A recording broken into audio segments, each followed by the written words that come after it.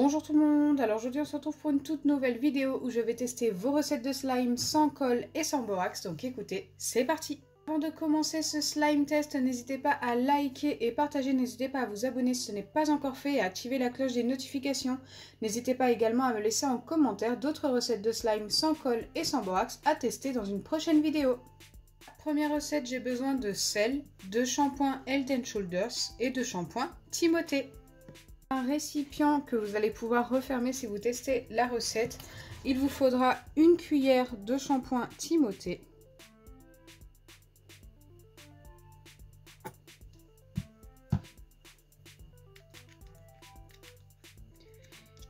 et 2 cuillères de shampoing Head & Shoulders.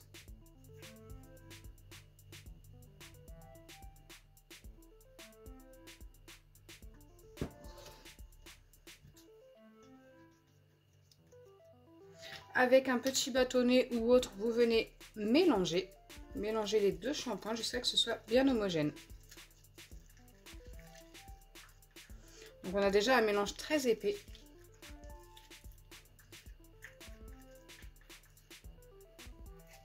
Et qui s'étire en plus, c'est plutôt cool. C'est plutôt bon signe. Et enfin, vous venez ajouter du sel jusqu'à l'obtention d'une pâte.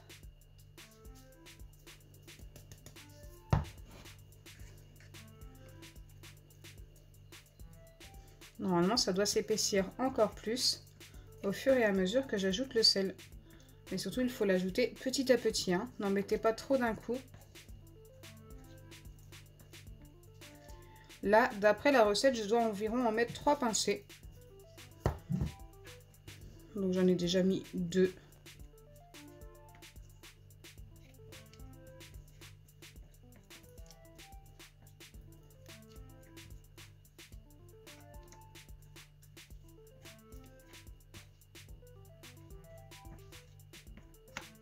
Et enfin, la troisième. C'est vrai que ça s'épaissit, hein. C'est plutôt pas mal.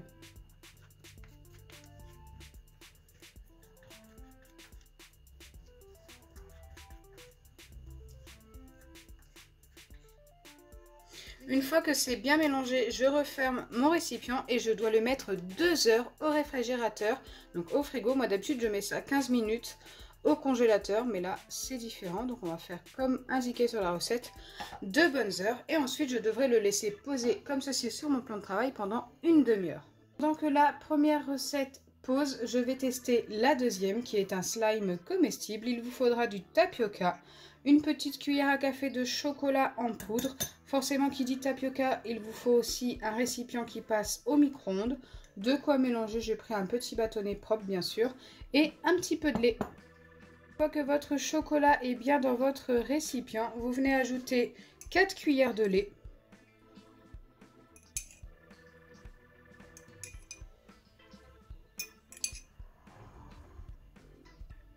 Et ensuite, vous mélangez.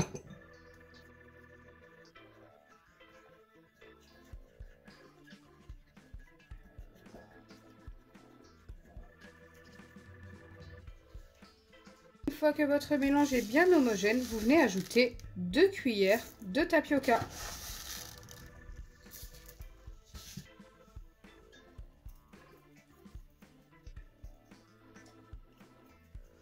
Et vous mélangez de nouveau.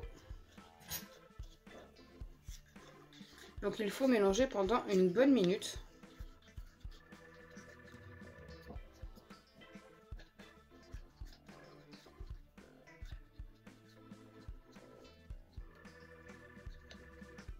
Que vous avez mélangé pendant une bonne minute, vous venez placer ça au micro-ondes pendant 30 secondes. Donc moi je vais faire 3 fois 10 secondes comme d'habitude en plusieurs fois pour éviter que ça déborde. Je reviens vers vous juste après.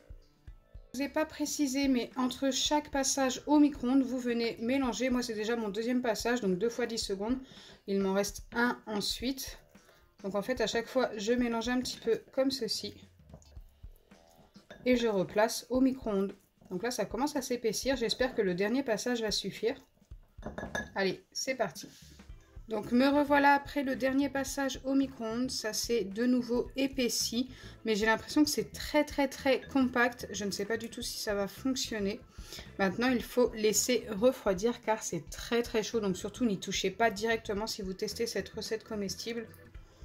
Moi je pense qu'il aurait peut-être fallu 1 ou 2 cuillères de lait en plus et 10 secondes de plus au micro-ondes si vous ajoutez plus de lait pour que ce soit mieux, mais bon, si ça se trouve je me trompe, on va patienter, laisser refroidir pendant au moins 30 minutes et je reviendrai vers vous pour vérifier les 2 recettes.